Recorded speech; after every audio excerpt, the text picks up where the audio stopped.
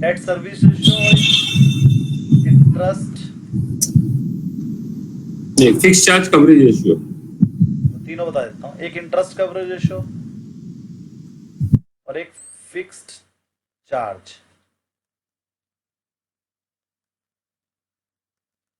इससे पहले एक रेशियो मैं और बता रहा हूँ अपनी तरफ से।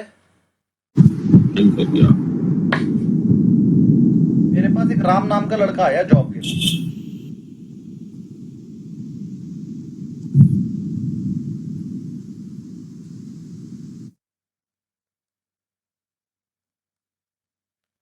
उसने कहा सर मैं आपके यहाँ काम करना चाहता हूँ। मैंने कहा अच्छा सर क्या काम करना पड़ेगा। मैंने कहा मैं तो ट्यूशन पढ़ाता हूँ। सर ट्यूशन पढ़ाते हो उसमें क्या काम है। अरे कुछ नहीं भाई, 20-50 बच्चे पढ़ने आ जाते हैं, तो उन्हें पानी वानी पिला देना, उनके आने जाने के बाद उनकी सीटें ठीक कर देना, है ना, बोर्ड साफ कर देना, इस तरह के काम मैंने उसे बताए। उसने कहा सर मेरी सैलरी होगी। मैंने कहा तेरी सैलरी होगी 10,000 रुपये महीना। ठीक है सर कर लूंगा। अब उसे मेरे अड़ोसी पड़ोसी ने कह दिया भैया गुप्ता जी सैलरी नहीं देते, भैया गुप्ता जी सैलरी नहीं देते। तो कहने लगा नहीं गुप्ता सर तो बड़े अच्छे हैं, मैं बड़े अच्छे से बात करते हैं, सैलरी क्यों नहीं देंगे। अरे भाई 2-4 बच्चे आते हैं इसके पास पढ़ने। वो लड़का पढ़ा लिखा था। लड़के ने लड़के ने मेरे से पूछा सर आपके पास कितने स्टूडेंट आ जाते हैं, कितनी फीस आ जाती होगी। तो मैंने उसे बताया भैया मैं 1 लाख रुपए महीना कमा लेता हूँ। तो मैंने बताया टोटल इनकम आफ्टर एक्सपेंसेस यानी कि EBIT मैंने दिया 1 लाख रुपया। और राम की सैलरी है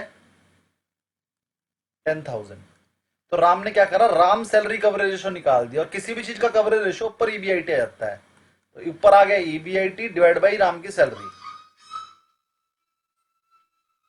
सही है। Yes sir. Yes sir. Ram ने क्या चेक किया कि मेरी कंपनी का प्रॉफिट है 1 लाख रुपए।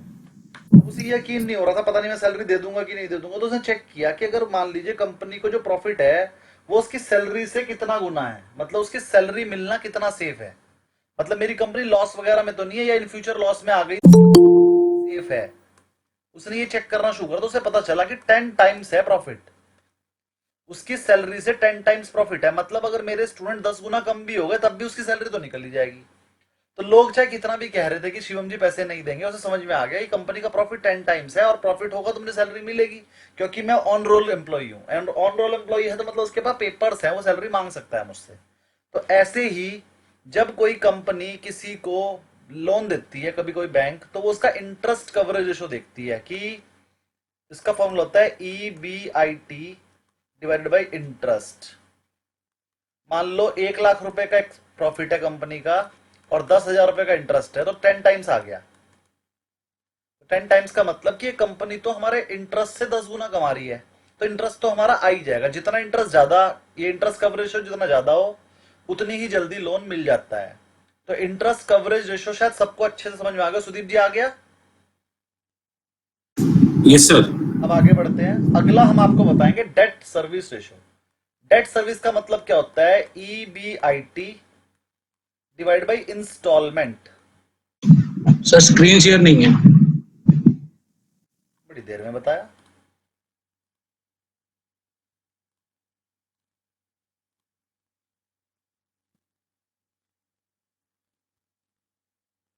हो गई जी।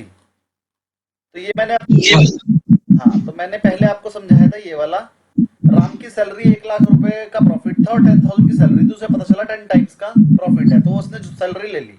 ऐसे ही जब बैंक भी हमें लोन देता है तो वो चेक करता है भाई EBIT डिवाइड बाई इंटरेस्ट करके कि कितना इंटरेस्ट से कितना गुना कंपनी कमा रही है। तो उसे पता लग गया कंपनी 1 लाख कमा रही है, 10,000 का इंटरेस्ट है, 10 टाइम्स कमा रही है, तो बैंक भी लोन दे देगा। अब अगला क्वेश्चन आता है डेट सर्विस। चलो कंपनी इंटरेस्ट देने में तो सक्षम है, लेकिन क्या वो दे देगी। तो फिर बैंक ने चेक करा कि कंपनी कमा रही है 1 लाख रुपया और इंस्टॉलमेंट है 50,000 की, 2 टाइम्स है। चलो यानी कि कंपनी इंस्टॉलमेंट देने में सक्षम है, क्योंकि जितनी हमारी इंस्टॉलमेंट है उससे डबल तो कमाई है। अगर कमाई आधी भी रह गई तो हमारी इंस्टॉलमेंट तो निकल ही जाएगी। तो बैंक यहां पर आपको लोन दे देगा। तो बैंक लोन देते समय दो चीजें देखता है, एक तो इंटरेस्ट कवरेज रेशियो और एक डेट सर्विस रेशियो, क्योंकि दोनों ही लोन से रिलेटेड है। तो मेरे हिसाब से दो चीजें अच्छे से समझ में आई होगी। डेट सर्विस रेशियो में हम ये देखते हैं कि इंस्टॉलमेंट से कितने गुना कमा रहे हैं, इंटरेस्ट कवरेज रेशियो में हम ये देखते हैं कि इंटरेस्ट से कितना गुना कमा रहे हैं। कोई क्वेरी यहां तक? सर समझ में तो आ गई, बट एक डाउट है कि is this a right measure to see, because see if I have to pay back the debt, it is totally depending on my intention. I may have a profit 4 times also, but 25,000 भी हो सकता sir personal nature पे तो होता है, अगर आप किसी आदमी को दे रहे हो तो आपकी पर्सनल नेचर पे डिपेंड करता है। कंपनी को दे रहे हो तो वहां पर पूरी टीम होती है डायरेक्टर्स, और उनकी नेचर ये है कि देंगे ही, देंगे नहीं देंगे तो केस हो जाएगा, तो देना पड़ेगा। कंपनी है, कंपनी का पैसा लिखवा और निकाल सकता है। अगर कंपनी में प्रॉफिट है, कंपनी में फंड्स है, तो फिर लोन मिल ही जाएगा, रोक नहीं सकता उसे, एक दिन के लिए भी लेट नहीं कर सकता अगर कंपनी का पैसा है। और अगर कोई ज्यादा लेट करेगा तो जेल हो जाएगी, कंपनी भंग हो जाएगी, कंपनी बढ़ जाएगी। नॉर्मल पर्सनल फाइल के केस में तो हो सकता है, कंपनी की बात कर रहे हैं। है। ठीक। हाँ जी, आगे बढ़ते हैं। तो हमें दो चीजें समझ में आई। अब आ जाता है fix charge coverage ratio. Fix charge coverage ratio कौन निकालता है? क्रेडिटर। ये निकालते हैं क्रेडिटर। क्रेडिटर क्या कहते हैं कि भैया कंपनी की लिक्विडिटी कैसी है, उसे जो फिक्स देना ही देना है, वो क्या करते हैं, EBIT को डिवाइड करते हैं फिक्स चार्ज वाली आइटम से। फिक्स चार्ज वाली आइटम क्या होती है? इसमें इंटरेस्ट आ जाता है, रेंट आ जाता है, जो फिक्स है, बिल्कुल देना ही देना है। इसके अंदर आपका प्रेफरेंस डिविडेंड भी आ सकता है। ज्यादातर 3 चीजें आती हैं, मतलब जो फिक्स है बिल्कुल देनी ही देनी है। और प्रोडक्शन से इनका सैलरी है नहीं, सैलरी इसलिए नहीं आएंगी कि उसका प्रोडक्शन से लेना देना है। अगर हमारे को स्टाफ की ज्यादा जरूरत है, ज्यादा काम है तो ज्यादा स्टाफ रख लेंगे, कम काम है तो कम काम कर लेंगे। लेकिन ये 3 आइटम ऐसी हैं कि चाहे हमारे पास काम है या नहीं है, ये 3 तो देने ही पड़ते हैं। सैलरी का तो ये है, अगर काम ज्यादा है तो स्टाफ ज्यादा है, काम कम है तो स्टाफ हट जाएगा, है ना, 1-2 स्टाफ ही रखेंगे बिल्कुल लास्ट में। तो स्टाफ तो फिर भी फिक्स नहीं है, स्टाफ की सैलरी। लेकिन ये 3 चीजें जो मैंने रेंट बताया, प्रेफरेंस डिविडेंड बताया और डेट का इंटरेस्ट बताया, ये 3 तो बिल्कुल ही फिक्स आइटम है, ये तो देनी ही देनी है। तो फिक्स चार्ज में हम ये तीनों को ऐड करके और इसको हम निकाल लेते हैं कि हम कितने गुना अपने फिक्स चार्ज से कमा रहे हैं। क्रेडिटर अगर आपको पैसा देगा तो उसको पेमेंट इन 3 के बाद ही मिलती है। तो ये क्रेडिटर चेक करते हैं ज्यादातर। ये जो फिक्स चार्ज कवरेज रेशियो है, ये ज्यादातर क्रेडिटर चेक करते हैं कि अगर हम इस कंपनी को पैसा दे दें तो क्या हमारी पेमेंट टाइम पर हो जाएगी। लेकिन कंपनी पेमेंट टाइम पर तो करेगी फिक्स चार्ज देने के बाद, यानी कि उनका प्रॉफिट फिक्स चार्ज से कितना गुना है। और फिक्स चार्ज का मतलब यहां पर सिर्फ इंटरेस्ट है, इंटरेस्ट, इंस्टॉलमेंट नहीं है, सिर्फ इंटरेस्ट, क्योंकि चार्जेस रेशियो पूछा है। अब लास्ट बचा है एक, वो भी देख लीजिए। लास्ट हमारा क्या बचा है इसमें? हो गए सारे? सर ये इंटरेस्ट प्लस रेंट और क्या है थर्ड में? फिक्स चार्ज में Preference इंटरेस्ट dividend. और प्रेफरेंस डिविडेंड। इंटरेस्ट और प्रेफरेंस डिविडेंड।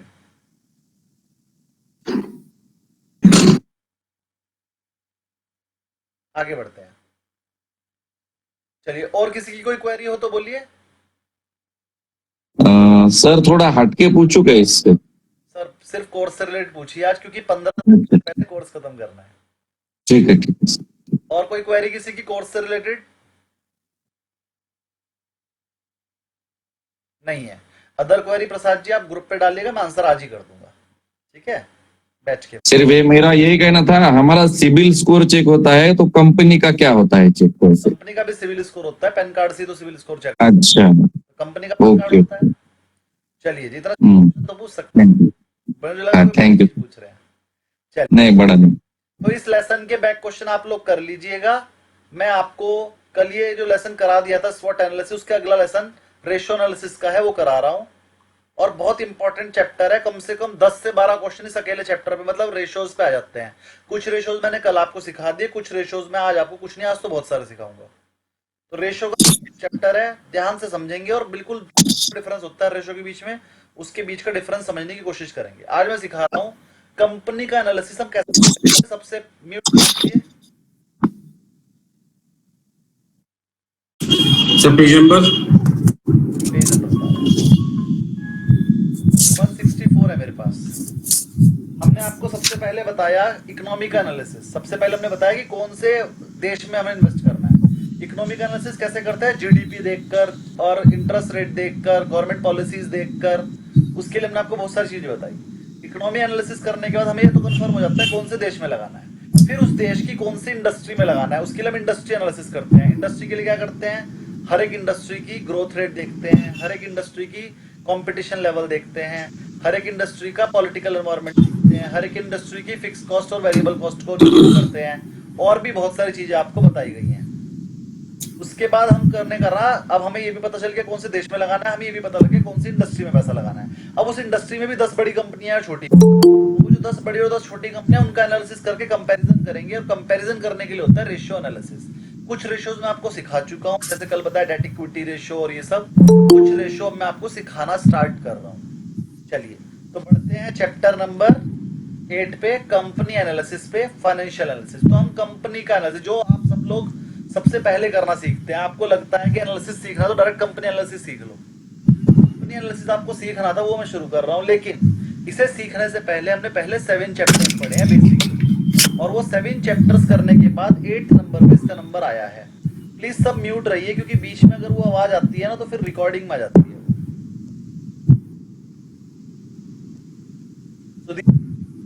म्यूट।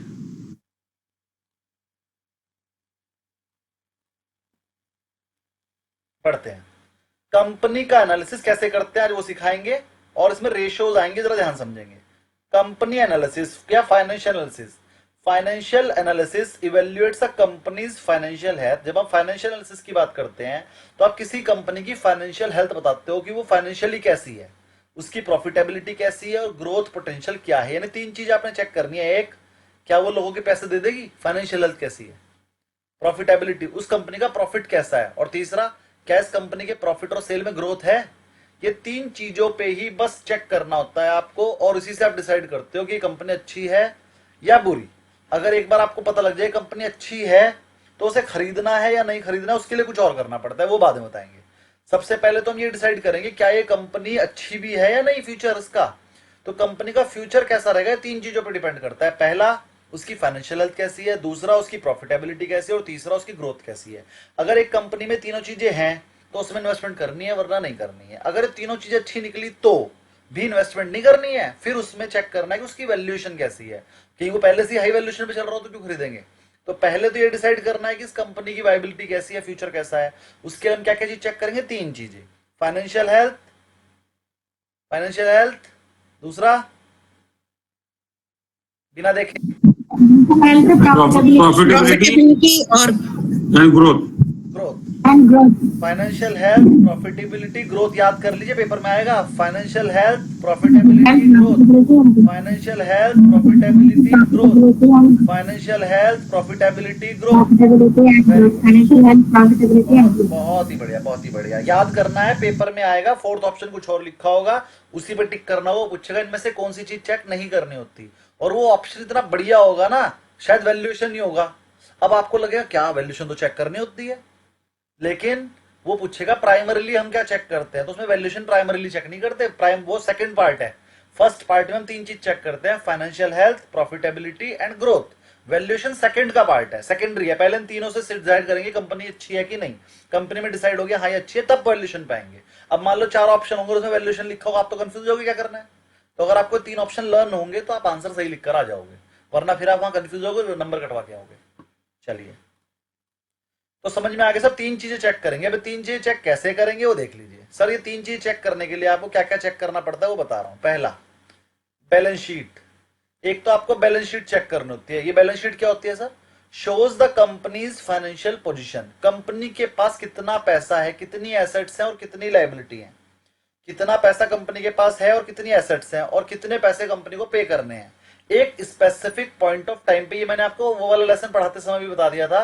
ये बैलेंस शीट जो बनती है वो किसी एक दिन के लिए बनती है, और ट्रेडिंग पीएल जो बनता है वो पूरे साल के लिए बनता है। ये वाली पॉइंट में किसी को कोई क्वेरी, सर ये क्या बता रहे हो आप, एक दिन और पूरा साल, सबको याद है, पढ़ाया था तो? Yes sir. जिसको नहीं समझ में आया वो हैंड रेस कीजिए। सबको याद है? बैलेंस शीट बनती है किसी एक दिन के लिए, कि आज की। धीरज जी बताइए। तो पर्टिकुलर पीरियड और उस पे कंफ्यूजन। हाँ मतलब कंफ्यूजन है। for a financial period from 1/4 to 31/3. Very good, फिर भी एक बार और बता देते हैं। ये मेरे सॉफ्टवेयर में प्रॉब्लम है, मैंने चेक करवाया था, वो कह रहे थे माइक्रोसॉफ्ट वर्ड जो है दोबारा इंस्टॉल कर लो, लेकिन उसका सेटअप नहीं है मेरे पास। सर अपने ड्राइवर अपडेट करो, 3 दिन पहले ड्राइवर अपडेट है। हाँ ड्राइवर मतलब कुछ इसी तरह की प्रॉब्लम है ड्राइवर की, या फिर शायद ये सॉफ्टवेयर ही करप्ट होगा मेरा माइक्रोसॉफ्ट ऑफिस। आपको याद होगा मैंने बुक दोबारा मांगी थी क्योंकि मेरा भी करप्ट हुआ था, ड्राइवर अपडेट है। ओके, करता हूँ, चलो।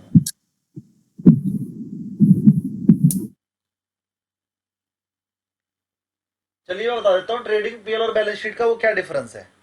देखिए बैलेंस शीट बताती है कि आज है 12 जून, तो बैलेंस शीट बताती है कि 12 जून को आपके पास कितना कैश है, कितने की एसेट है और कितने की लायबिलिटी है। मतलब 12 जून की बैलेंस शीट अलग होगी और 13 जून की बैलेंस शीट अलग होगी।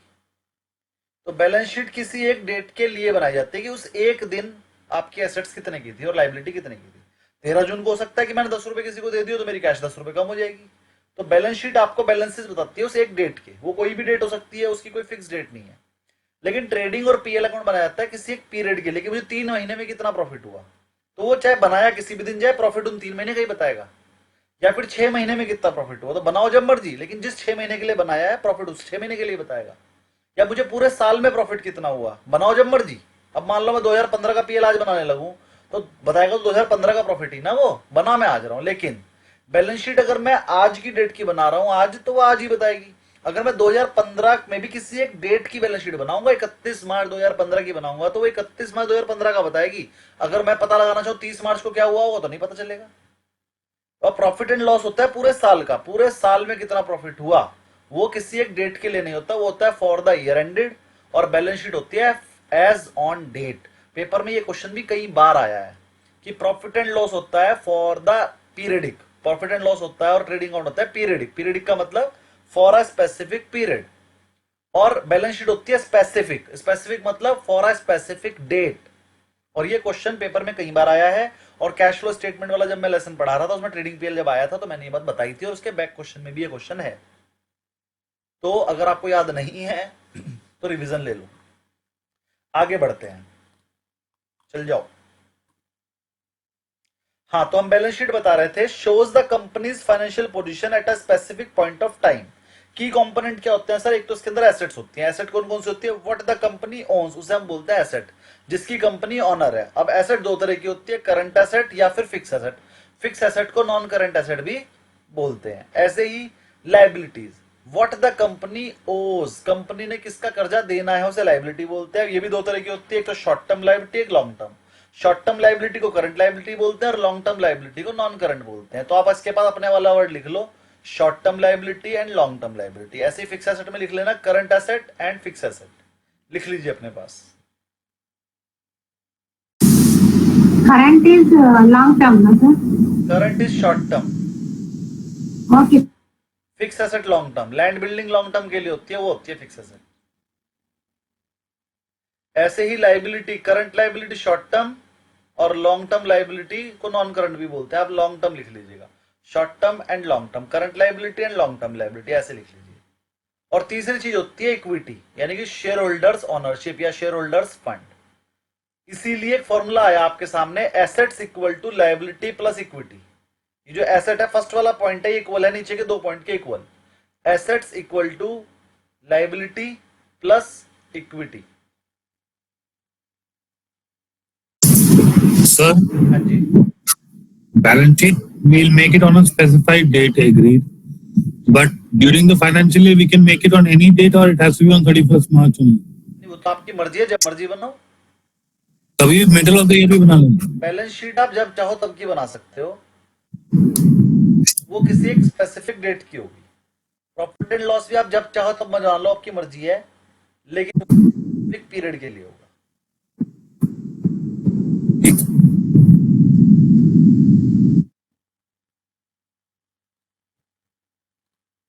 चल ही नहीं रहा है, बहुत देर हो गई। चलिए जी, तो एसेट्स, इसका फॉर्मूला लिख लीजिए, assets equal to liability plus equity. Assets equal to liability plus equity.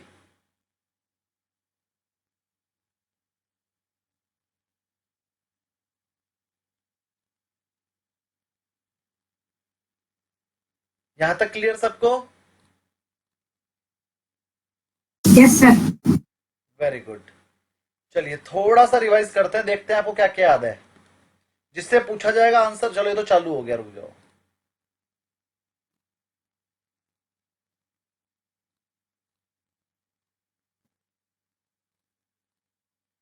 मेरी स्क्रीन दिखी? Yes, sir. वेरी गुड, तो स्टार्ट करते हैं। हाँ जी, तो अब हम आ गए प्रॉफिट एंड लॉस अकाउंट पे। ये मैंने फॉर्मूला लिखवाई दिया, एसेट्स इक्वल टू, क्या है, assets equal to liability plus equity, ये मैंने लिखवाई दिया। अगला आ गया प्रॉफिट एंड लॉस स्टेटमेंट। ये क्या शो करता है? Shows the companies financial performance over a period. Over a period को अंडरलाइन कर लीजिए, ये हमेशा एक पीरियड के बारे में बात करता है। इसमें क्या क्या पता चलता है आपको? एक तो रेवेन्यू पता चलता है और एक एक्सपेंस, और दोनों के डिफरेंस को ही हम बोलते हैं प्रॉफिट और लॉस। एक में से रेवेन्यू पता चलता है या एक्सपेंस पता चलता है, और दोनों को डिफरेंस को या तो प्रॉफिट या लॉस। इसका फॉर्मूला क्या होता है? Net profit equal to revenue में से एक्सपेंस लेस कर दो, प्रॉफिट आ जाएगा। क्लियर? अगला बताया हमने आपको cash flow statement. Cash flow statement आपको बनाना आता है, हमने पहले सिखाया है। उसमें 3 तरह की एक्टिविटी थी, एक ऑपरेटिंग एक्टिविटी, एक इन्वेस्टिंग एक्टिविटी और एक फाइनेंसिंग एक्टिविटी। फॉर्मूले वगैरह सब आपको उस टाइम बता दिए थे, कैश फ्लो स्टेटमेंट कैसे बनता है। तीनों का टोटल ही लास्ट होता था कैश एंड कैश इक्विवेलेंट, जिसे हम बोलते थे नेट कैश फ्लो या फिर नेट कैश इनफ्लो। या तो कैश मिला या कैश गया, वो इन तीनों के टोटल के बराबर ही होता था। यही 4 एक्टिविटी बनती थी, हमने कैश फ्लो स्टेटमेंट में आपको सिखाया था। किसी को कोई क्वेरी कैश फ्लो स्टेटमेंट में समझ में ना आ रहा हो तो ये 4 चीजें क्या हैं? सर आपने अभी बताया assets is equal to liability plus equity. हाँ जी, ऐसा कैसे होगा सर? एसेट्स की डेफिनेशन वो नहीं होती कि व्हाट एवर वी ओन। ऐसे होगा, देखो।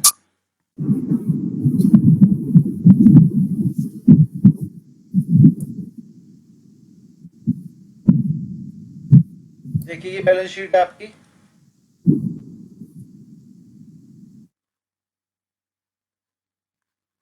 यहाँ पर बहुत सारे एसेट लिखी हुई हैं, 100 करोड़ की हैं। यहाँ पर कैपिटल लिखी है, रिजर्व एंड सरप्लस लिखा है। इन दोनों को मिलाकर तो इक्विटी बोलते हैं। जी सर। और इधर बहुत सारी लायबिलिटी लिखी है, मान लो 40 करोड़ की ये है, और ये बहुत सारी लायबिलिटी मिला के 60 करोड़। तभी तो बैलेंस शीट बराबर हुई। अब मैंने एक फॉर्मूला बताया, एसेट्स लायबिलिटी प्लस इक्विटी। गलत है क्या? नहीं, ठीक है। तो ऐसे आए। एक्चुअली आज तक किसी ने बताया नहीं था, इतने साल से पढ़ रहे हैं लेकिन किसी ने बताया नहीं। हाँ, तो ये बैलेंस शीट Right. से आया। ठीक। चलिए इस वाले कंसेप्ट को क्या बोलते हैं? चलो जब किसी ने नहीं बताया तो उसका लॉजिक भी बता देते हैं। मेरा ना बस मन होता है कुछ भी आप तो कुछ नया बता दूं। तो जब आप, सर 11th से पढ़ रहा हूँ कॉमर्स, आज तक किसी ने नहीं बताया। चलो तो फिर ये 11th क्लास की मैं बात बताने जा रहा हूँ। जब बता रहा हूँ, ये एक फॉर्मूला है कि एसेट्स हमेशा लायबिलिटी और इक्विटी के बराबर ही रहेगी। किसने बोला? एक फॉर्मूला है ये। वो फॉर्मूले का नाम है, लिख लीजिए अपने पास, ड्यूअल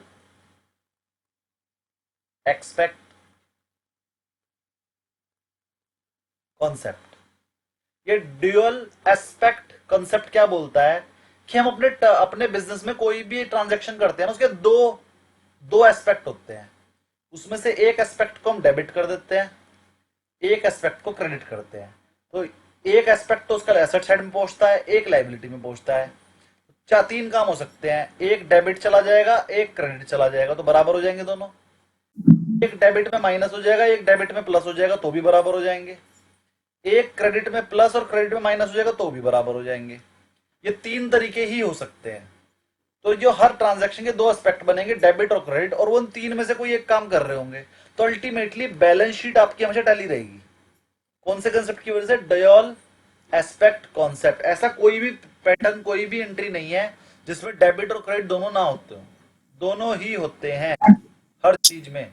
जब एक डेबिट और एक क्रेडिट होगा तो आपकी बैलेंस शीट हमेशा इक्वल रहेगी। और इस कंसेप्ट का नाम है ड्यूअल एस्पेक्ट कंसेप्ट। पेपर में कई बार थ्योरी में आ गया है कि what is the mission of tallying the balance sheet. Balance sheet tally ही क्यों होती है हमेशा? इसका आंसर किसी के पास नहीं होता। तो ये डबल एंट्री सिस्टम का भी डबल एंट्री सिस्टम इन्वेंट हुआ है ड्यूअल एस्पेक्ट कंसेप्ट के बेसिस पे। किसी की कोई क्वेरी है? अब यहां तक समझ में आ गया अच्छे से? Yes, sir. वेरी गुड, आगे बढ़ते हैं जी। अब फाइनेंशियल रेशियो पे आ गए। अब मैं आपको कुछ रेशियोज बताने वाला हूं, आपने फॉर्मूला रन करना है और उसके पीछे का लॉजिक समझ में ना आए तो पूछ लेना है। तो प्रॉफिटेबिलिटी रेशियो, आपको पहले तो ये भी याद करना है इनमें से कौन कौन सा प्रॉफिटेबिलिटी रेशियो होता है। पेपर में आएगा which of the following is not the profitability ratio, तो आपको ये याद करना है प्रॉफिटेबिलिटी रेशियो 10-12 तरह के होते हैं, बस यही होते हैं। अब जरा ध्यान समझो, प्रॉफिटेबिलिटी रेशियो वो जिससे प्रॉफिट पता चले, जिससे प्रॉफिट कंपेयर हो। तो पहला रेशियो है जीपी रेशियो। जीपी रेशियो का फॉर्मूला होता है जीपी अपॉन सेल इंटू 100, और ज्यादातर प्रॉफिटेबिलिटी रेशियो के नीचे नेट सेल ही आती है। नेट सेल का मतलब क्या है? Sales minus sales return. Net sales का मतलब सेल में से सेल रिटर्न लेस करके जो नेट वाली सेल है। 10 लाख की सेल हुई, 2 लाख की वापस आ गई, तो नीचे 8 लाख रखोगे आप, जो नेट सेल है आफ्टर सब्सट्रैक्टिंग द रिटर्न्स। तो जीपी रेशियो का फॉर्मूला हो गया ग्रॉस प्रॉफिट रेशियो का, gross profit divided by net sale into 100। और ग्रॉस प्रॉफिट क्या होता है ये आपको पता है, जब ट्रेडिंग अकाउंट बनाते हैं तो जो प्रॉफिट निकल कर आता है उसे ग्रॉस प्रॉफिट बोलते हैं। और ग्रॉस प्रॉफिट का फॉर्मूला, अब चलो यहां पर आ जाते हैं। ग्रॉस प्रॉफिट का फॉर्मूला नहीं होता, ग्रॉस प्रॉफिट का ट्रेडिंग अकाउंट होता है। यहां पर बाई सेल्स लिखा होता है, यहां पर बाई क्लोजिंग स्टॉक लिखा होता है, यहां पर ओपनिंग स्टॉक लिखा होता है, परचेज होते हैं और कुछ डायरेक्ट एक्सपेंसेस होते हैं, और यहां पर आ जाता है ग्रॉस प्रॉफिट। तो ग्रॉस प्रॉफिट निकालने का फॉर्मूला कुछ भी बन सकता है, आपने ट्रेडिंग अकाउंट बना लेना है। भाई सेल करोगे, सेल में क्लोजिंग स्टॉक ऐड करोगे और उसमें से ये सब चीजें कर दोगे माइनस, तो ये ग्रॉस प्रॉफिट निकल कर आ जाएगा। तो ये ग्रॉस प्रॉफिट निकालने का काम कभी भी फॉर्मूले से नहीं करना है, हमेशा अपने मन में बनाओ या पेपर पे बनाओ, ट्रेडिंग अकाउंट बनाना है। और ट्रेडिंग अकाउंट में क्या क्या आता है? ओपनिंग स्टॉक आता है, परचेज आता है, डायरेक्ट एक्सपेंसेस आते हैं और जीपी आता है। इधर की साइड सेल आती है और क्लोजिंग स्टॉक, और कुछ नहीं आता। तो ग्रॉस प्रॉफिट निकालने के लिए आपको ट्रेडिंग अकाउंट बनाना है। और डायरेक्ट एक्सपेंस किसे बोलते हैं? जो फैक्ट्री से रिलेटेड हो, फैक्ट्री से रिलेटेड हो या परचेज करने से रिलेटेड हो, सेल करने से रिलेटेड नहीं होने चाहिए और ऑफिस से रिलेटेड नहीं होने चाहिए, तो वो ट्रेडिंग अकाउंट में आते हैं। किस किस को ट्रेडिंग अकाउंट याद नहीं है? सब पढ़ाया था मैंने अच्छे से। किसको ट्रेडिंग अकाउंट समझ में नहीं आया दोबारा बताओ। याद है सर? नहीं, जिसको नहीं याद है वो बताओ। याद तो सभी को है, very good. Sir net cell में से सर नेट सेल में से एक्सपेंस लेस करेंगे ना सर? क्या करेंगे? सर सेल, टोटल सेल मतलब क्या? Net sale minus revenue.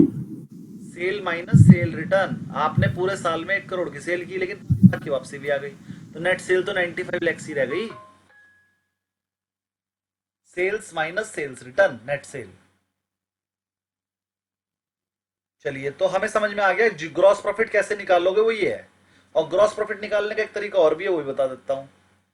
कभी कभी क्वेश्चन में सेल गिवन होती है और कॉस्ट गिवन होती है। कॉस्ट का दूसरा नाम है कॉस्ट ऑफ गुड्स सोल्ड। तो ठीक है सर, सेल में से कॉस्ट लेस करके प्रॉफिट तो आता है, उसी को बोलते हैं ग्रॉस प्रॉफिट। तो एक फॉर्मूला ये भी हो गया, sales minus cost of goods sold. Cost of goods sold की शॉर्ट फॉर्म होती है COGS।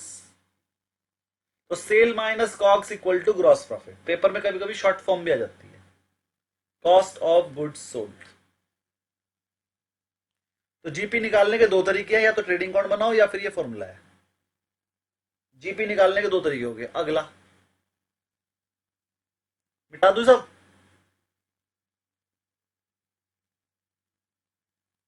मिटा दू?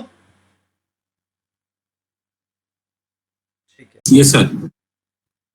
आगे आ जाते हैं थोड़ा सा। सर हमने ट्रेडिंग अकाउंट बनाया, यहां पर ओपनिंग स्टॉक लिख दिया, यहां परचेज लिख दी, यहां एक्सपेंसेस लिख दिए डायरेक्ट वाले, और ये जीपी निकल कर आ गया। यहां पर सेल आ गई माइनस रिटर्न और बाई क्लोजिंग स्टॉक आ गया। तो ये जीपी ही यहां पर लिखा जाता है।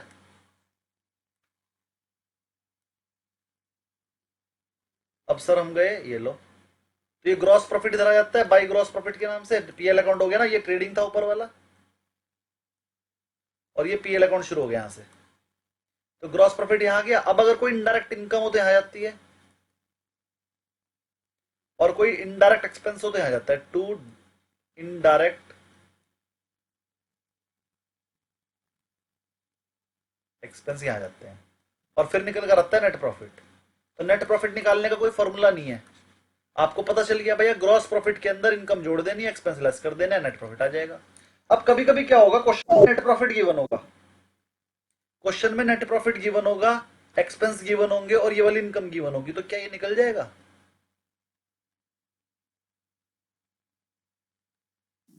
क्या ग्रॉस प्रॉफिट निकल जाएगा? निकल जाएगा सर। तो ग्रॉस प्रॉफिट निकालने का तरीका एक तो ट्रेडिंग अकाउंट से हो गया, एक पीएल अकाउंट से हो गया, और एक फॉर्मूले से हो गया जो मैंने बताया, sales minus cost of goods sold equal to GP. GP निकालने के 3 तरीके हो गए, एक तो ट्रेडिंग से, ये एक तरीका हो गया, एक पीएल से दूसरा हो गया, और एक फॉर्मूले से तीसरा हो गया। इनडायरेक्ट एक्सपेंसेस में क्या आता है? इनडायरेक्ट एक्सपेंस मतलब ऑफिस के एक्सपेंस, लिख लो अपने पास, ऑफिस एंड सेलिंग एक्सपेंसेस, मतलब जो ट्रेडिंग में नहीं आया वो सब पीएल में आ जाएंगे। तो ट्रेडिंग में कौन सा आते हैं? बनाने से रिलेटेड, फैक्ट्री से रिलेटेड खर्चे।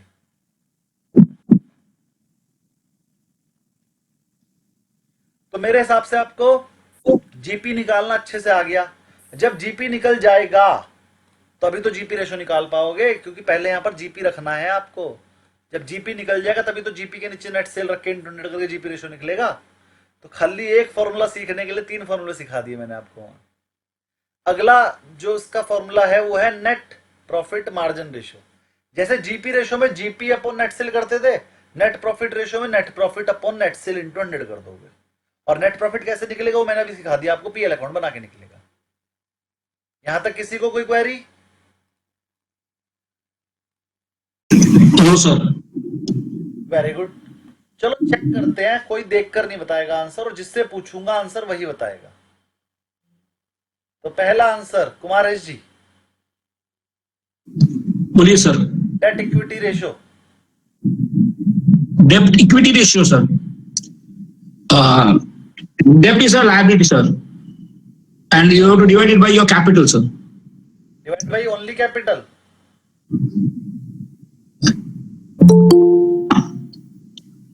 डेट इक्विटी रेशो कल ही पढ़ाया था, उसका फॉर्मूला बताइए। गलत है आपने जो बताया, एक बार और ट्राई कर लीजिए, धीरे से बताइए।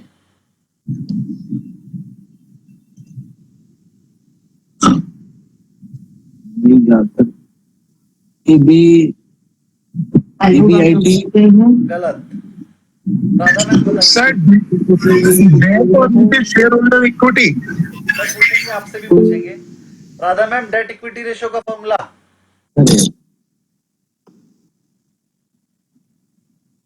बिना देखे बताना है मैम। राधा जी, आप हमारी आवाज सुन पा रही हैं? Sir total liability divided by assets. Sir नाम क्या है फॉर्मूले का? Debt to equity ratio. तो ऊपर डेट रख देंगे सर, और नीचे share holder equity. Debt by equity. Debt divided by equity से। मैम कहाँ थी इतनी देर से? सर नूरानी बोल रही हूँ, राधा मैम ने जवाब नहीं दी। रानी जी, अच्छा। तो इसका फॉर्मूले का जो आंसर था याद कर लीजिए, इसको नहीं पता था। डेट टू इक्विटी रेशो मतलब debt divided by equity. Debt का मतलब है लोन, जितने भी लोन होंगे वो सब ऐड कर दोगे, और इक्विटी का मतलब है share holders fund. Share holder fund का मतलब capital plus reserve and surplus. Capital plus reserve and surplus, और माइनस अगर कोई एक्सपेंसेस हो तो वो भी। Capital plus reserve and surplus minus expenses. तो सर नेटवर्थ भी बोलते हैं ना सर? हाँ जी, इसको तो नेटवर्थ भी बोलते हैं। नेटवर्थ भी बोलते हैं, शेयर होल्डर फंड भी बोलते हैं, नेट इक्विटी भी बोलते हैं, नेट एसेट भी बोलते हैं। सर इक्विटी वो भी तो एज एक लोन ही है ना, जो हमने शेयर होल्डर से पैसा लिया हुआ है। शेयर होल्डर से हम लोन नहीं लेते, शेयर होल्डर से कैपिटल लेते हैं। तो होता लोन की तरह है, लेकिन बोलते कैपिटल है, उसमें अपनापन है। जो लोन है वो आउटसाइडर है, तो कैपिटल है वो ऑनर है। प्रदीप जी क्लास में हो। सर मान लीजिए मैंने कोई शेयर खरीदा 1 लाख रुपए में, तो वो 1 लाख रुपए किसके पास जाएगा? दूसरे शेयर होल्डर के पास जिसने बेचा। तो कंपनी के पास क्या जाएगा सर? कंपनी तो अपना काम कर रही है, ट्रेडिंग तो हम आपस में करते हैं। और अब कंपनी के पास में कुछ भी नहीं जाएगा, नहीं, तो फिर उसका मार्केट कैपिटलाइजेशन कैसे बढ़ता है? नए कंपनी का आईपीओ में ले शेयर लिया, अलॉट कंपनी करेगी, का आईपीओ में ले लिया। नए शेयर इशू करेगी, तब उसको पैसा देगी। एक बात बताओ कि हेवल्स का इन्वर्टर आपने हेवल्स से एक बार खरीद लिया, अब उस इन्वर्टर को कोई आपस में कितने में भी बेचता है, उससे कंपनी को क्या फायदा? कंपनी ने तो बेच दिया ना एक बार। लेकिन जो कंपनी नए इन्वर्टर बनवाएगी, अगर कीमत मार्केट में बढ़ रही है तो जो नए इन्वर्टर उनकी कीमत बढ़ रही है, जो उसके पास है, जो हेवल्स के पास पहले से इन्वर्टर रखे हैं उनकी कीमत बढ़ रही है। ऐसे ही जब कंपनी ने अपना शेयर आपको बेच दिया, आप मुझे बेच रहे हो, तो उससे कंपनी को कोई फायदा कोई नुकसान है। लेकिन अगर मैं आपसे ज्यादा रेट में खरीदने को तैयार हूं तो कंपनी वाला शेयर भी ज्यादा रेट में खरीद लूंगा। तो कंपनी ये कहती है कि हमारी मार्केट कैप बढ़ रही है, मतलब अगर हम और शेयर इशू करना चाहें तो हमारा रेट मार्केट में ज्यादा है। जो पुराने शेयर बिक गए वो चाहे जितने मर्जी बढ़े, उससे कंपनी को कोई फायदा नहीं है। कंपनी ने तो कम रेट पे बेच दिए, तो वही पैसा कंपनी के पास गया, उसी से कंपनी ने बिजनेस किया। तो वो जो स्टॉक स्प्लिट होना है, तो वो शेयर भी डबल हो जाएंगे ना उससे। अगर स्टॉक स्प्लिट होगा तो नंबर ऑफ शेयर डबल हो जाएंगे और कैपिटल फेस वैल्यू आधी हो जाएगी, प्रॉफिट तो कुछ नहीं हुआ। जैसे अभी बजाज का होने वाला है, हाँ, रेट आधे हो जाएंगे। तो अगर हम सर उसको सर, अगर अभी अभी राइट इशू बाय राइट करते इशू हैं, करती कंपनी तो फायदा होता है। बजाज फाइनेंस में स्टॉक स्प्लिट होने वाला है, हो सकता है बोनस आ जाए, है ना, जो मर्जी आ जाए। मान लो अभी वो 8,000 का शेयर है, तो आपका एक शेयर लेके आपको 2 मिल जाएंगे, और 4,000 के 2 मिल जाएंगे, तो फायदा क्या हुआ? फायदा तो बोनस आने पे ही होना था ना, वैसे कुछ नहीं होना। अरे तो बोनस आने के बाद भी क्या फायदा हुआ? 8,000 का शेयर था, 4,000 के 2 मिल जाएंगे। सर, राइट इशू में इसी फायदा कंपनी को ना। चक्कर में कई लोग तो शेयर राइट खरीद इशू में लेते फायदा हैं कि बोनस आने वाला है, या फिर स्प्लिट होने वाला है, तो वो जाके खरीद लेते हैं सर इसी समय। एक एक करके बोलिए। सर, राइट इशू में फायदा कंपनी को, राइट इशू निकालते हैं तो कंपनी कैपिटलाइज करती है। राइट इशू में कंपनी कहती है कि अगर तुम्हें मेरा शेयर खरीदना है तो 100 रुपए का चल रहा है, लेकिन मैं 50 में दे दूंगी, तो वो 50 रुपए कंपनी को मिलते हैं और आपको भी फायदा है, 100 वाला शेयर 50 में मिलता है। राइट शेयर जरूर सब्सक्राइब करना चाहिए हर कंपनी का, क्योंकि उससे कंपनी को भी बेनिफिट है, उसे पैसा मिल गया, और शेयर होल्डर को भी बेनिफिट है, उसे सस्ते में शेयर मिल गया। तो राइट शेयर हर कंपनी का लेना चाहिए। बाकी बोनस शेयर स्प्लिट होने वाला है, इसके चक्कर में नहीं पड़ना चाहिए। सर राइट शेयर लेकिन उसी को मिलेगा ना जिसके पास उस कंपनी के स्टॉक पहले से है। हाँ, तो जैसी राइट शेयर होए किसी पे ना, उसके शेयर खरीद के बैठ जाओ। रिकॉर्ड डेट तो 4-5 दिन बाद ही होती है। चलिए बढ़ते हैं जी आगे।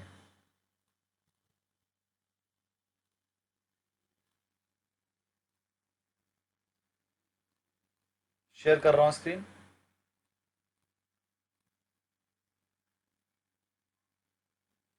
तो नेट प्रॉफिट मार्जिन आपको समझ में आ गया। नेट प्रॉफिट मार्जिन का फॉर्मूला हो गया net profit upon net sale into 100। Net profit ratio equal to net profit upon net sale into 100। ये नेट प्रॉफिट कैसे निकलता है मैंने बता दिया। Return on equity, return on equity भी बड़ा इंपॉर्टेंट है। इसका फॉर्मूला होता है return on equity equal to जो आपने पैसा कमाया, जो आपने पैसा कमाया उसे बोलते हैं EAT, अर्निंग आफ्टर टैक्स। जो पैसा सब कुछ खर्चा खुर्चा करने के बाद, इंटरेस्ट भी दे दिया, टैक्स भी दे दिया, सब कुछ, EAT divided by equity. Equity आपको पता ही है क्या होता है, वही capital plus reserve surplus minus miscellaneous expenditure. EAT क्या होता है वो बता देता हूं। वैसे तो मैं बता चुका हूं एक बार, लेकिन मुझे ऐसा लगता है कि आपको याद नहीं होगा, इसलिए मैं EAT एक बार और बता रहा हूं। कल मैंने आपको बताया था EBIT तक क्या sale minus fix cost contribution आया था।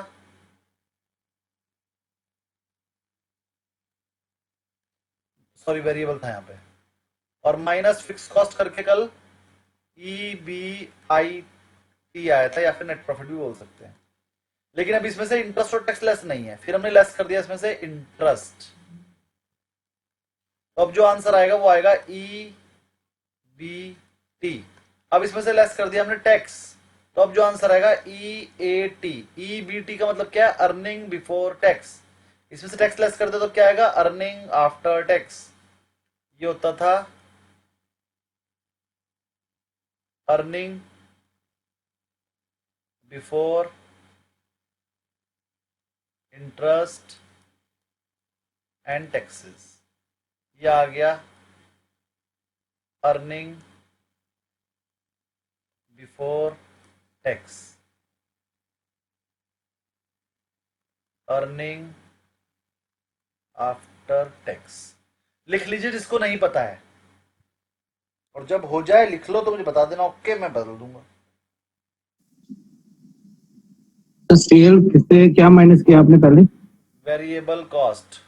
वेरिएबल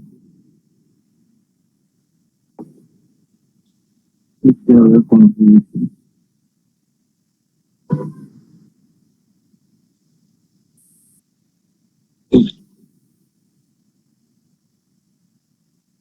स्क्रीनशॉट भी ले सकते हैं। आगे बढ़े।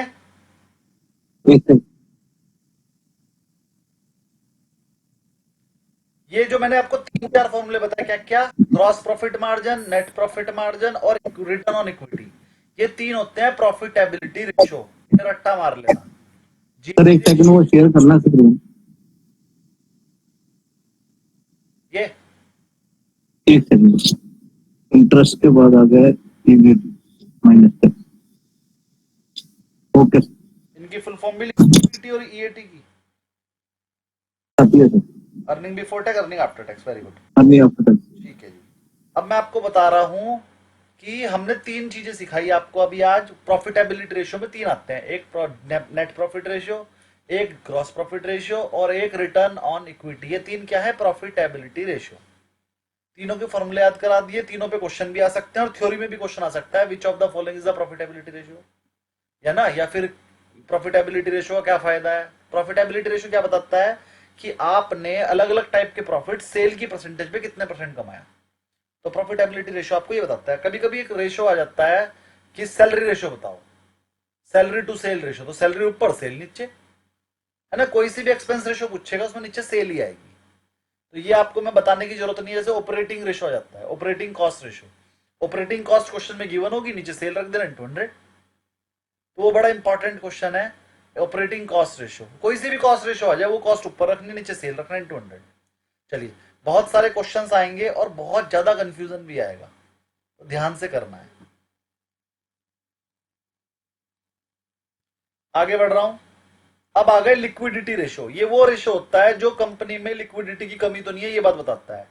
लिक्विडिटी मतलब assess the company's ability to meet short term obligation. की कंपनी पे जो छोटे मोटे खर्चे आते रहेंगे शॉर्ट टर्म में 2-3 महीने में, ये वो वाले रेशियो होते हैं जो उसका टेस्ट कर लेते हैं। लॉन्ग टर्म की ये बात नहीं करते, क्योंकि लॉन्ग टर्म वाले अलग होते हैं। अभी मैं शॉर्ट टर्म वाले बता रहा हूं। शॉर्ट टर्म वाले रेशियो होते हैं 2। पहला है current ratio.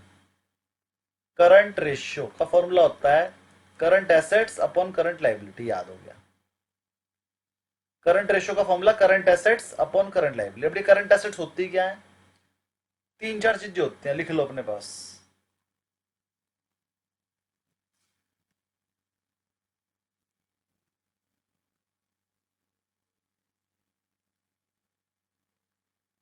Current ratio equal to current assets upon current liability. अब करंट एसेट्स क्या होती है याद कर लो। स्टॉक, डेटर्स, कैश, बैंक का balance and short term assets. Current का मतलब तो मैंने बताया था शॉर्ट टर्म। तो ये 3-4 तो मैंने एग्जांपल दे दी शॉर्ट टर्म के, और बाकी अलग भी जो शॉर्ट टर्म एसेट्स होंगे सब जुड़ जाएंगी। करंट लायबिलिटी क्या होती है सर? क्रेडिटर,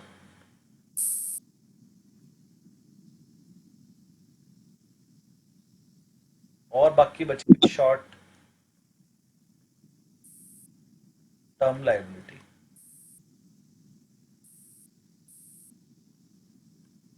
बैंक ओवरड्राफ्ट भी होता है।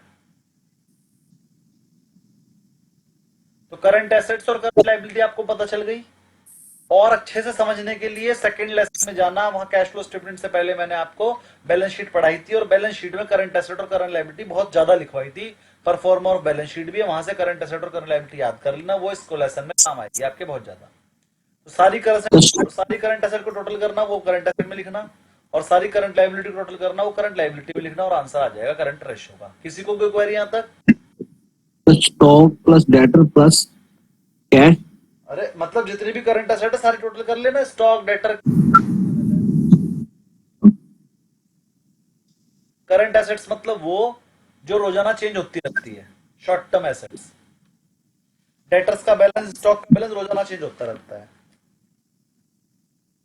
क्रेडिटर जिन्होंने हमसे पैसे लेने, कंपनी से पैसे लेने हैं ना, क्रेडिटर जो हमसे पैसे लेगा, हाँ तो वो लायबिलिटी है ना, करंट लायबिलिटी। वो डेटर जिससे कंपनी ने लेने। डेटर जिसने कंपनी ने, हमने पैसे लेने हैं उससे, वो डेटर है, देनदार है वो हमारा। क्रेडिटर लेनदार, डेटर देनदार। आगे बढ़ते हैं जी। करंट रेशो आपको समझ में आ गया। अगला रेशो है क्विक रेशो। सर ये करंट लायबिलिटी में आपका sir creditor, short term liability और लास्ट वाला क्या है सर? Bank overdraft. अच्छा, क्विक रेशो का फॉर्मूला होता है करंट एसेट्स माइनस स्टॉक और minus prepaid expenses divide by current liability minus bank overdraft. अब एक तरीका तो यह है कि करंट एसेट के अंदर से स्टॉक और प्रीपेड एक्सपेंस लेस करो, एक तरीका यह है कि करंट एसेट निकालते समय एक स्टॉक हटा दो अपने आप ही, और अगर प्रीपेड एक्सपेंस वहां लिखा हुआ था तो वो मत जोड़ो, बाकी सब जोड़ दो तो अपने आप यहां पर आ जाएगा फिगर। और इसको बोलते हैं quick asset upon quick liability. मतलब क्विक एसेट निकालने का तरीका है करंट एसेट में से स्टॉक और प्रीपेड एक्सपेंस हटा दो, और क्विक लायबिलिटी निकालने का तरीका है करंट लायबिलिटी में से बैंक ओवरड्राफ्ट हटा दो। तो जैसे मर्जी समझ लो इसे। समझ आ गया सबको? तो ये हम क्यों निकालते हैं क्विक रेशो वगैरह? करंट रेशो का मतलब होता है कि आप अगले 3 महीने में आपके एसेट, जो अगले 3 महीने की आपके पास एसेट है और 3 महीने की आपकी लायबिलिटी है, वो कैसी है। और क्विक रेशो का मतलब है कि जो आपने बैंक का ओवरड्राफ्ट लिया हुआ है और जो स्टॉक है, ये तो डेली चेंजिंग होते हैं, छोड़ दो, इसको हटा के बाकी बचे हुए 3 चीजें। क्योंकि देखो बैंक का ओवरड्राफ्ट आपके हाथ में होता है बढ़ाना घटाना, आपके पास पैसा पड़ा आप पे कर दोगे, और स्टॉक भी बढ़ाना घटाना आपके हाथ में होता है। आपको स्टॉक बढ़ाना है तो परचेज कर लोगे, स्टॉक घटाना है तो सेल कर दोगे, परचेज करना रोक दोगे। ये 2 चीजें आपके हाथ में होती हैं। तो क्विक रेशो अलग से कैलकुलेट करके दिखाया जाता है और करंट रेशो अलग से। जो क्विक रेशो होता है वो करंट रेशो से ज्यादा अच्छा रेशो होता है। जब बैंक चेक करता है तो वो दोनों रेशो चेक करता है, और अगर इनमें डिफरेंस ज्यादा आ जाए तो क्विक रेशो को फॉलो कर लेता है, क्योंकि वो ऐसा एज्यूम करके चलता है कि करंट रेशो तो आप एडजस्ट कर सकते हो, क्विक रेशो एडजस्ट करना थोड़ा मुश्किल होता है। तो ज्यादा क्विक रेशो हो गया फिर जो 3 महीने से पहले का जो हुआ, जैसे मंथली हो गया नहीं होता तो वो 3 ही महीने का है वो भी। अच्छा, वो भी 3 महीने। रेशो के अंदर स्टॉक और बैंक ओवरड्राफ्ट को नहीं लिया गया, और स्टॉक और बैंक ओवरड्राफ्ट हमारे हाथ में होता है ज्यादा करना, बाकी चीजें हमारे हाथ में नहीं होती। डेटर पेमेंट दे रहा है कि नहीं दे रहा है हमारे हाथ में नहीं है। क्रेडिटर हमसे कितनी पेमेंट लेगा ये हमारे हाथ में नहीं, जितनी वो मांगेगा उतनी देनी ही पड़ेगी। तो वो थोड़ी ज्यादा वाइबिलिटी होती है, ज्यादा ऑथेंटिक होता है। तो क्विक रेशो का फॉर्मूला अलग है, करंट रेशो का अलग है, और बैंक दोनों निकलवाता है। लोन देने से पहले बैंक दोनों देता है। हम भी किसी कंपनी में जब इन्वेस्ट करेंगे हम दोनों चेक करेंगे, बहुत फायदे हैं उसके। तो ये हमने करंट रेशो और क्विक रेशो बताया आपको। लिक्विडिटी रेशो, तो लिक्विडिटी रेशो करने के 2 तरीके हो गए, एक करंट रेशो और एक क्विक रेशो। और क्विक रेशो का एक और नाम है एसिड टेस्ट रेशो। ये बहुत इंपॉर्टेंट बात है, पेपर में एसिड टेस्ट रेशो लिख देंगे और आपको ये क्या बता दे सर ये तो आपने बताया ही नहीं था। तो क्विक रेशो का ही एक और नाम है क्या? Acid test ratio. यहां तक कोई क्वेरी किसी की?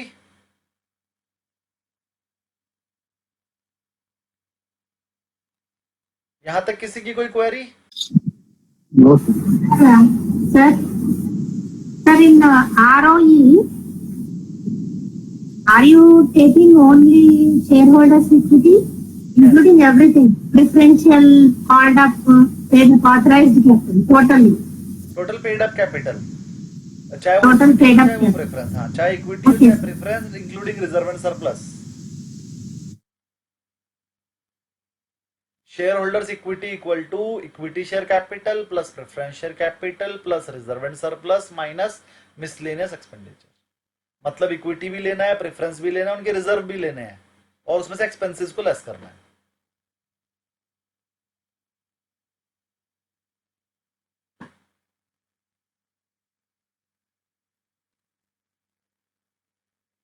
हाँ जी, अभी तक किसी को कोई क्वेरी?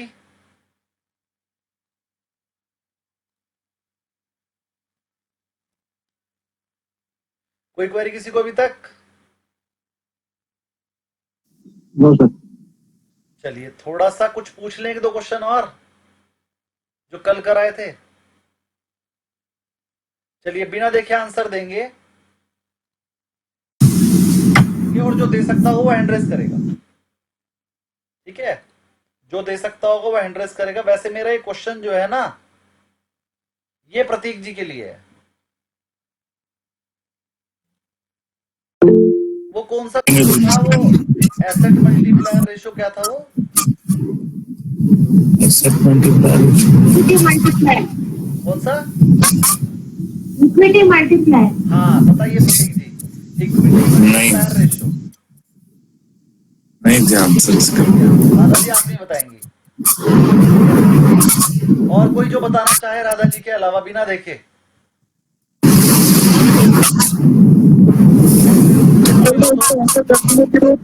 कितने बार उसको कर सकते हैं, मतलब जो डेट है उसको कितने बार रीपे कर सकते हैं, ऐसा कुछ है सर?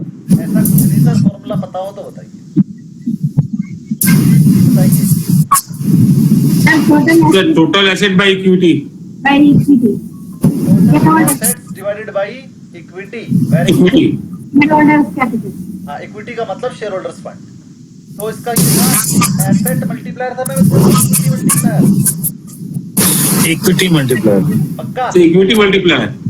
हाँ ये तो इक्विटी मल्टीप्लायर। चलिए, ये जो अटपटे से नाम है ये याद रखने हैं, पेपर में आते हैं और फिर याद नहीं आते। तो इसका फॉर्मूला है total assets divided by equity, और इसको एसेट मल्टीप्लायर भी बोलते हैं और इक्विटी मल्टीप्लायर भी बोलते हैं। ये इंपॉर्टेंट बात है।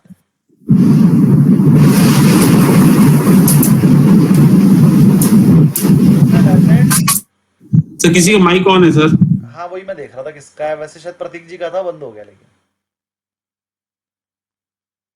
Total assets divided by equity. चलिए बहुत ही बढ़िया। तो यहाँ वाले मैं नंबर राधा जी को दूंगा, उन्हें को पता था। बाकी सबको थोड़ा लेट लगा बताने में, मुझे ऐसा लगता है कि शायद उन्होंने कहीं से देख दाख के बताया, एकदम से नहीं बताया सबने। एक दो क्वेश्चन और पूछते हैं। ये वाला क्वेश्चन है सुदीप जी के लिए। आपको बताना है फिक्स एसेट टर्नओवर रेशियो।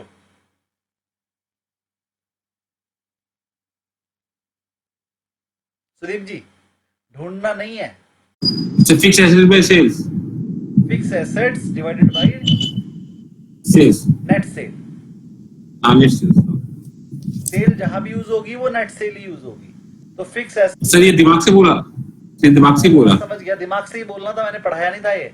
लेकिन कल मैंने एक बात बताई थी कि जो भी नाम आएगा उसमें जो पहला नाम है उसे ऊपर रखना है, जो बाद वाला उसे नीचे रखना है, तो आंसर आ जाएगा फिक्स। ये भी अभी भी बोला, थोड़ी देर पहले आपने बोला था। हाँ मैं बोलता ही रहता हूँ चीज तो, और ये ध्यान रखनी है आपने। चलिए, मेरे एक सर थे जिन्होंने मुझे ये लेसन पढ़ाया था, उन्होंने हमें एक रेशो पढ़ाया था। कह रहे बस ये वाला एक रेशो याद रख लेना, तुझे सब कुछ याद रहेगा।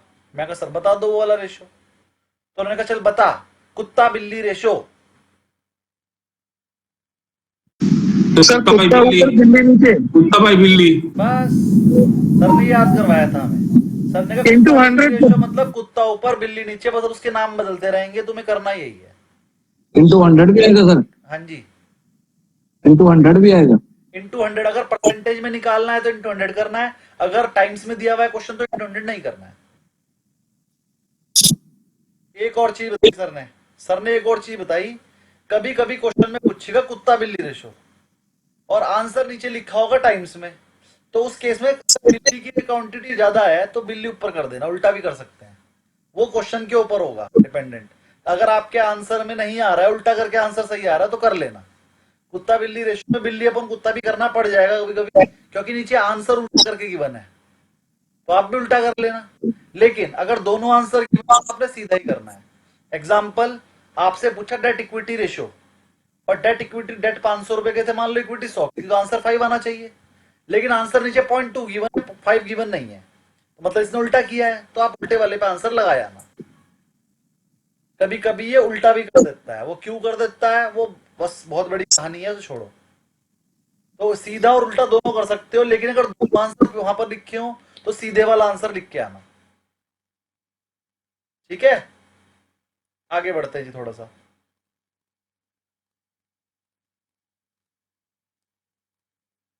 चलिए जी, थोड़े से एक दो फॉर्मूले और सिखा देते हैं। मुझे लगता है जितने फॉर्मूले मैंने आज सिखाए हैं, अभी मैंने 5 ही सिखाए हैं। 3 प्रॉफिटेबिलिटी रेशो सिखाए हैं और 2 सॉल्वेंसी रेशो सिखाए हैं।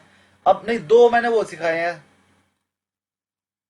2 सिखाए मैंने लिक्विडिटी रेशो। अब मैं सिखा रहा हूँ सोल्वेंसी। सोल्वेंसी रेशो का मतलब लॉन्ग टर्म रेशो, जो मैंने कल सिखाए भी थे।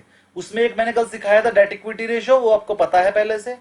डेट अपॉन इक्विटी एक मैंने इंटरेस्ट कवरेज सिखाया था, वो भी आपको पहले से पता है। और इसके अलावा 2 मैंने और सिखाए थे, वो भी सोल्वेंसी रेशो ही होते हैं। एक और सिखा रहा हूँ, इफिशियंसी रेशो। इफिशियंसी मतलब कितनी इफिशिएंटली काम कर रहे हैं, तो उसका रेशो होता है एसेट अपॉन टर्नओवर। टर्नओवर का मतलब होता है सेल। और इन्वेंट्री टर्नओवर रेशो का फॉर्मूला बहुत इंपॉर्टेंट है। यहाँ पर टर्नओवर लिखा है लेकिन टर्नओवर नहीं आएगा।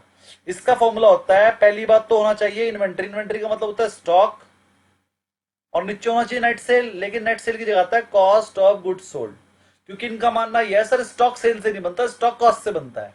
तो यहां पर लिखा टर्नओवर है, लेकिन लिखा आपने करना पड़ता है कॉस्ट ऑफ गुड्स सोल्ड। दूसरा, इसे उल्टा करके होता है फॉर्मूला। फॉर्मूला होता है cost of goods sold divided by stock, और आंसर टाइम्स में आ जाता है, इंटू 100 नहीं करना है। तो देखो यहीं पर हो गया, ये उल्टा है, इसमें ये उल्टा करके है, तो उल्टा करके ही याद करना है। तो इन्वेंट्री टर्नओवर रेशियो का फॉर्मूला हो गया ऊपर कॉस्ट ऑफ गुड्स सोल्ड और नीचे इन्वेंट्री। ऐसे ही एसेट टर्नओवर रेशियो में भी ऊपर सेल लिखा है इन्होंने और नीचे एसेट। तो ये आपको याद रखना पड़ेगा कि जब बैलेंस शीट से रिलेटेड आइटम का रेशियो निकालते हैं तो उसमें उल्टा करना होता है। देखो जहां पर एसेट आ गई, एसेट बैलेंस शीट से रिलेटेड है। यहां पर इन्वेंट्री आ गई, ये भी बैलेंस शीट से रिलेटेड है। तो बैलेंस शीट से रिलेटेड चीजों में हमें उल्टा करना होता है, जो गिवन होता है उसका उल्टा है फॉर्मूला। क्लियर सबको?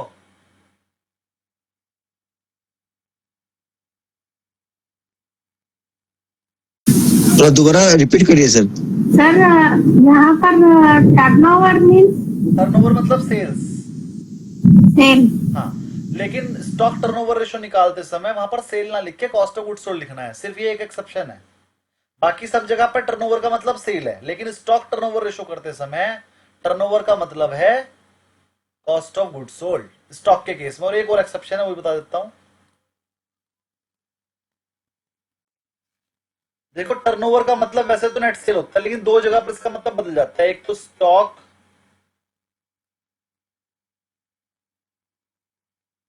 टर्नओवर रेशियो के केस में फॉर्मूला होता है cost of goods sold divided by average stock. और ऐसे ही क्रेडिटर टर्नओवर रेशियो के केस में purchase divided by average creditor. ये फॉर्मूले 2 याद कर लो।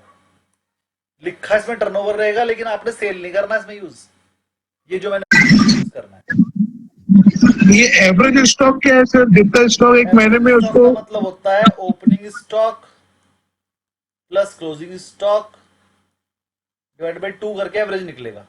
अगर क्वेश्चन में दोनों गिवन है तो एवरेज निकाल देना, वरना जो गिवन होगा उसे डिवाइड कर देना।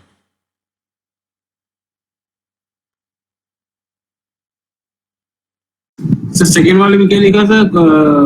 Net purchase, credit turnover ratio, net purchase by average.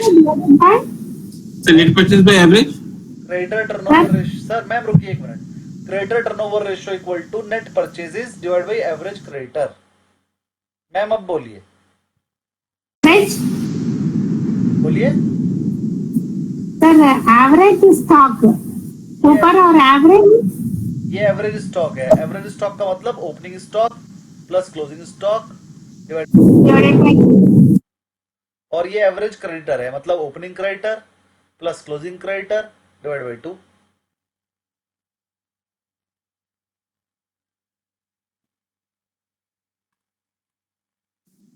हाँ जी, यहाँ तक कोई क्वेरी तो नहीं बची? एवरेज क्रेडिटर माइनस ये आएगा closing minus opening creditor. Minus नहीं सर, प्लस।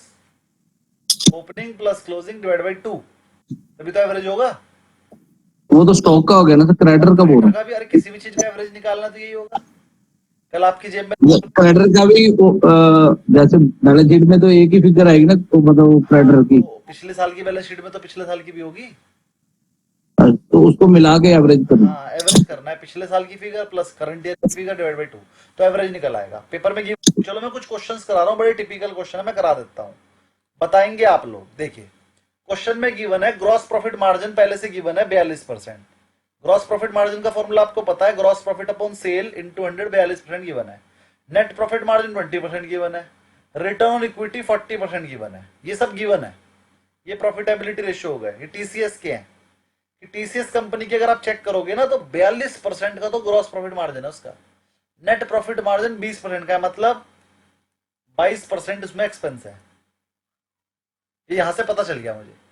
42% का तो ग्रॉस प्रॉफिट है और नेट प्रॉफिट 20% रह गया, तो ये 22% किसकी वजह से कम हुआ होगा? एक्सपेंस की वजह से। लेकिन रिटर्न ऑन इक्विटी 40% है। चलो ये मैंने टीसीएस के बारे में थोड़ा सा बताया है, अच्छी कंपनी है। ऐसे लिक्विडिटी रेशो की बात करें टीसीएस के तो 1.25 और 1.15 है, मतलब 1 से ज्यादा होना जरूरी है। सोल्वेंसी रेशो अगर हम बात करें, डेट टू इक्विटी रेशो 0.07 है, जो कि बहुत ही कम है, डेट है ही नहीं भाई। 0.07 का मतलब क्या है? कंपनी ने डेट ले ही नहीं रखा, डेट बहुत कम है। टोटल इक्विटी का 7% डेट है बस। इंटरेस्ट कवरेज रेशो 45 गुना है, बताओ कितनी बढ़िया कंपनी है। इफिशिएंसी रेशो देखो, एसेट टर्नओवर रेशो जो है वो 0.8 है, मतलब सेल का 80% तो एसेट है हमारे पास। इन्वेंट्री टर्नओवर रेशो इसमें एप्लीकेबल नहीं, क्योंकि ये सेल थोड़ी करती है कुछ, ये तो सर्विस सेक्टर की कंपनी है। फाइनेंशियल एनालिसिस के फायदे क्या है सर? एक तो इन्वेस्टमेंट डिसीजन अगर आपने लेना हो तो बहुत जरूरी है, ग्रोथ अपॉर्चुनिटीज भी आपको पता चलती है, और फाइनेंशियल स्टेबिलिटी और इसके बारे में भी पता चल जाता है। अब ये क्वेश्चन आ गई, आप करके आओगे, और बहुत सारे सर क्वेश्चन है। सॉफ्टवेयर तो सेल करती है टीसीएस, क्या सेल करती है? सॉफ्टवेयर तो बना के बेचती है सर, जब तो पैसा आता है। सॉफ्टवेयर का स्टॉक थोड़ी होता है, स्टॉक टर्नओवर रेशो थोड़ी निकल जाएगा। सॉफ्टवेयर तो एक बार अगं बना दिया, हरकत बार बार मग बेचते तुम्ही रहेगी, दोघांनी उसमें माझ्या पायावर पाय ठेवले 2 मिनिटं काय करतो भाई? स्वतः माल कठीण मला भाई टीसीएस के पास जो स्टॉक होता है वो सॉफ्टवेयर है। सॉफ्टवेयर खत्म थोड़ी होता है, एक सॉफ्टवेयर 100 बंदों को भेज दो फिर भी अपने पास रहेगा। ठीक, चलिए तो थोड़े से न्यूमेरिकल क्वेश्चन अगर इसमें होंगे तो मैं कराता हूँ ढूंढ ढूंढ के, बाकी या तो थ्योरी तो आप करके ही लाओगे। और बहुत सारे न्यूमेरिकल क्वेश्चन है इसके अंदर, मैं अलग से शीट भी दे दूंगा अगर यहाँ नहीं भी हुए तो। ये आ गए देखो न्यूमेरिकल क्वेश्चन। देखिए कह रहा है करंट रेशो निकालो, करंट एसेट्स गिवन है, करंट लायबिलिटी गिवन है, बताओ आंसर क्या आएगा? Sir current asset oblique current liability. Answer बताओ।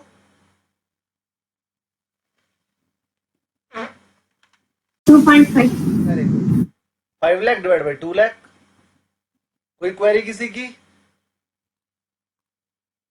2.5 कैसा है, सबको समझ में आ गया? Yes. हाँ सर।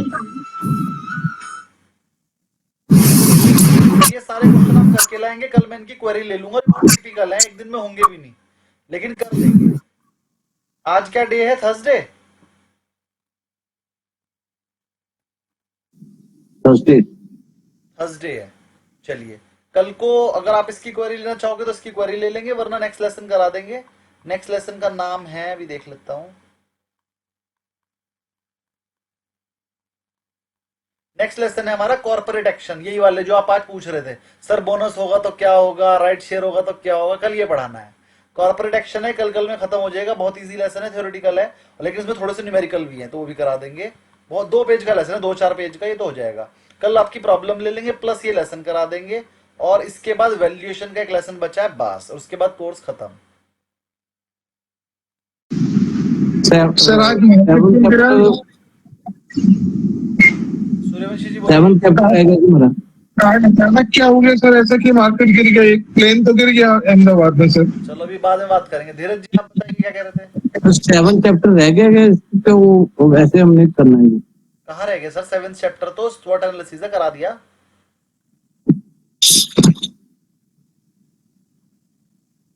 मैंने इसमें नोट इधर नोट कर दिया।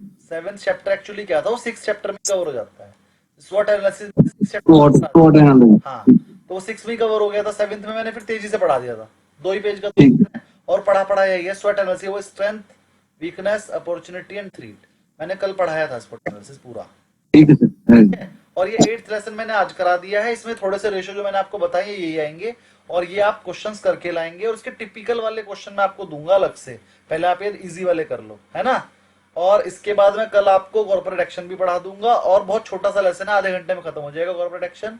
उसके बाद वैल्यूएशन प्रिंसिपल भी मैक्सिमम 1 दिन का चैप्टर है, वो मैं आपको कल और परसों में मिला के पूरा करा दूंगा। बस वैल्यूएशन प्रिंसिपल के बाद 2 लेसन बचे हैं, वो बिल्कुल थ्योरेटिकल है। एक तो रिस्क वाला है, रिस्क आपको पता है, वही हर्ड मेंटेलिटी, फाइनेंशियल रिस्क, और वो जो आपने NISM 5A में पढ़े थे ना, ये वही वाले रिस्क है ना। तो वो सारे रिस्क आप पढ़ लोगे, है ना। कौन को अलग अलग बाइज्ड होते हैं, कौन कौन से बाइज्ड होते हैं, वो पढ़ लोगे। नहीं समझ में आएगा तो वो भी मैं करा दूंगा। सिर्फ उन लोगों के लिए कह रहा हूं जिनका पेपर 15 तारीख को है, कि वो 2 लेसन आप पढ़ लेंगे। जिनका पेपर 20 तारीख को है, उन्हें मैं वो 2 लेसन जितने मैं पढ़े से पढ़ाई जा सकेंगे वो मैं पढ़ा दूंगा।